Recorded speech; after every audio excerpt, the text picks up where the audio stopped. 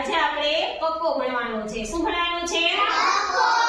આ કક્કો કેવું છે કે જે તમને જીવન ઘડતરમાં ખૂબ જ આગળ ઉપયોગી બને એવું। આપણે ક થી ક એટલે કમળ, ખ એટલે ખટારો, એવું તો બહુ શીખ્યું ને। હવે આપણે કંઈક નવો કક્કો શીખીએ જે આપણે જીવનમાં ખૂબ જ ઉપયોગી બને। હું બોલાવું પ્રમાણે બોલજો હો। ક કર્મનો ક, ખ ખમીરીનો ખ, ગ ગર્વનો ગ, ઘ ઘડતરનો ઘ,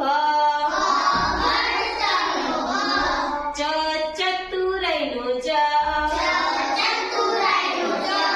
છ છત્રનો છ, જ જવાબદારીનો જ, ઝ ઝરણાનો ઝ,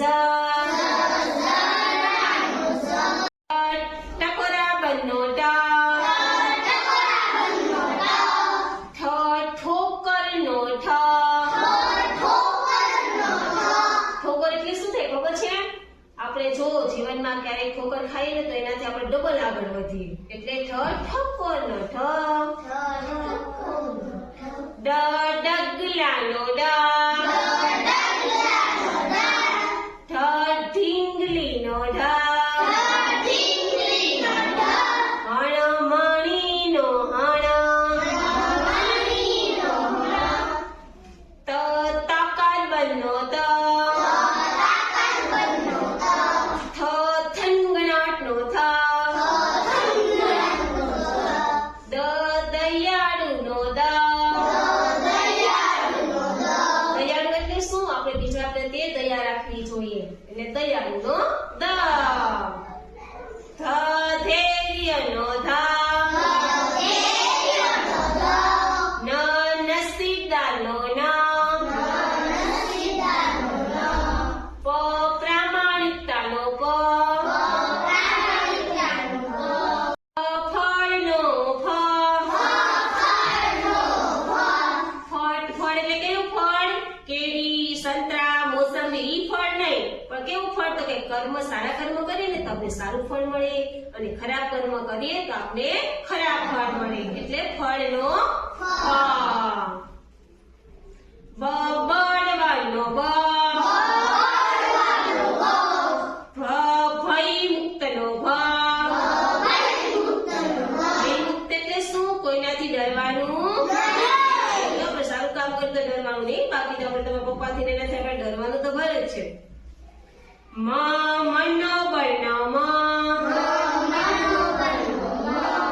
ય યશનો ય, ર રામાયણનો ર, લ લાગણીનો લ, વ વૃત્તિનો વ, શ શત્રુનો શ। શત્રુ એટલે શું થાય? દુશ્મન। આપણે કોઈને ક્યારેય દુશ્મન બનાવવાના નહીં, બધા સાથે હળી મળીને રહેવાનું। સ સડરીપુનો સ, સડરીપુ એટલે શું થાય? તો કે છ આપણા દુશ્મનો છે, લોભ, મોહ, માયા, મદ, મત્સર, એ બધા આપણે એવું કરવું જોઈએ નહીં, બરોબર? સ સત્યનો સ, સત્ય એટલે શું? સાચું બોલવું જોઈએ। હ હળી મળીને રહેવું,